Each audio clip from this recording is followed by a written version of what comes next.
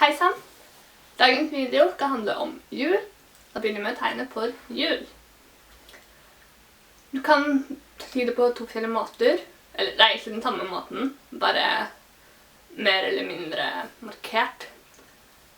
Du kan ta den samme som i desember, hvor du går ut og sammen og ut. Ja. Desember, jul.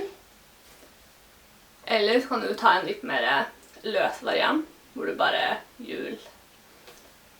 Da har du pekefingrene oppe, så kan du på en måte lage trekantform. Vifter du litt mens du går nedover, som om du skulle gått inn, bare at du ikke går helt inn lenger. Jul, eller jul. Skal se på siden. Jul, jul.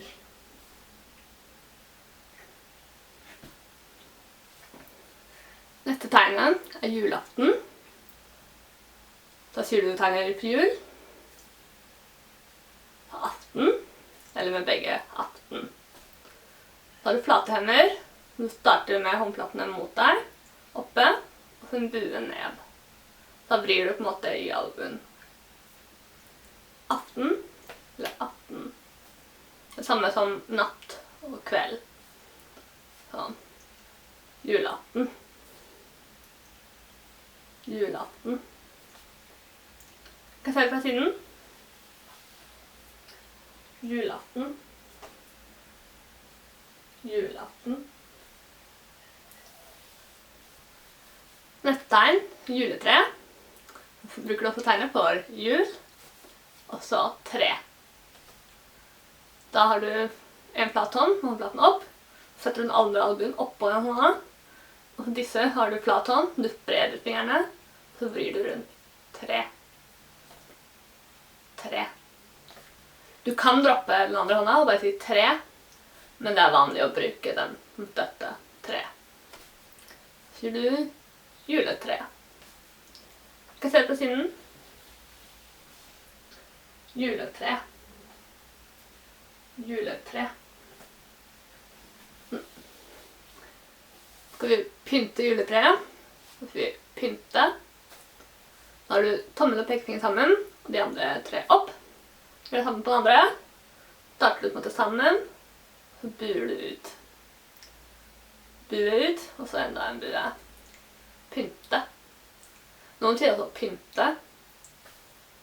Så du kan velge litt selv. Jeg er vant med å si pynte. Pynte. Eventuelt da pynte. Skal jeg se på siden? Pynte. Pynte. Eventuelt pynte.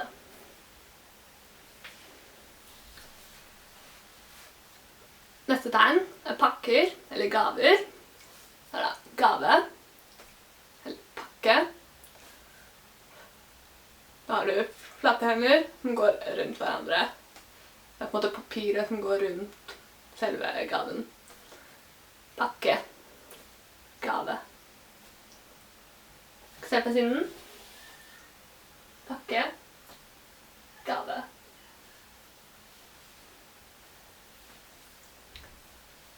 Neste tegn er kake. Kake. Flat hånd. Håndflaten opp. Den andre så krumler du alle fingrene. Og så dytter du ned mot den flate hånden. Kake. Kake. Skal se på siden. Kake.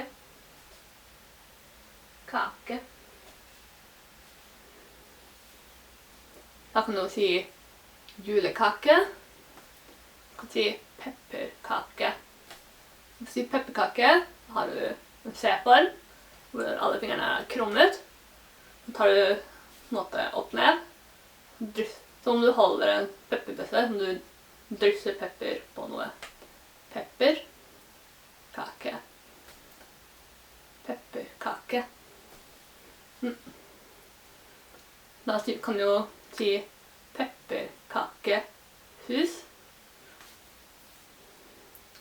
Vi har lært hus i en tidligere video. Vi kan repetere det her. Flate hender, starte sammen, og så en trekant ut. Det er taket på huset. og så vrir du ned, så blir veggene på huset. Tak og vegg. Hus. Neste tegn er grøt. Grøt. Eller bare grøt. Knyttneve. Sånn at tommelen er oppover. Så rundt. Som om du rører i en kjele med grøt. Grøt. Eller grøt. Hvis du skal bruke begge hendene, så er dette en flat hånd, som på en måte er utkanten av kjelen. Så rører du på en måte inn i denne veggen da. Grøt. Grøt. Du kan se fra siden. Grøt. Grøt. På juletider så hender det at det er en mandel i grøten. Si mandel. Bruker du tommel og pekefinger på begge. Du holder sammen, og så drar du ut og sammen. På en måte former en mandel da, med hendene. Mandel. Mandel. Se på siden. Mandel. Mandel.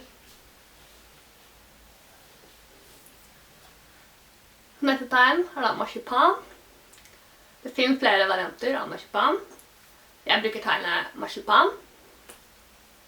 Knyttneve, som du beveger foranheten. Det er da tegnet på gris. Så da, jeg tenker på marsipangris, og så har det blitt et generelt tegn for all marsipan. Marsipan. Skal se på siden. Marsipan.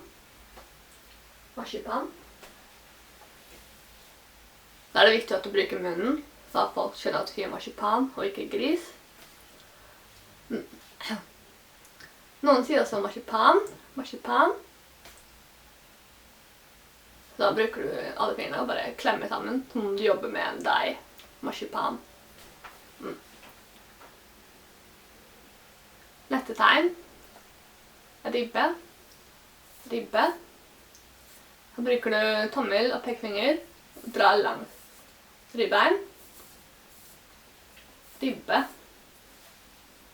Ribbe. Du kan se på siden. Ribbe. Ribbe.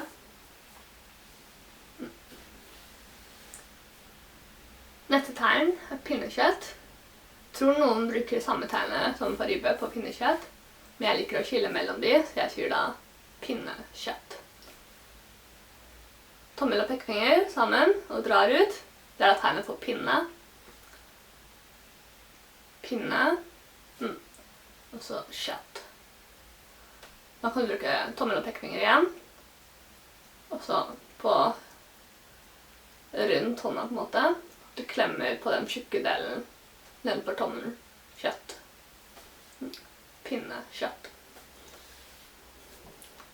Pinne, kjøtt. Se på siden. Pinne, kjøtt. Pinne, kjøtt.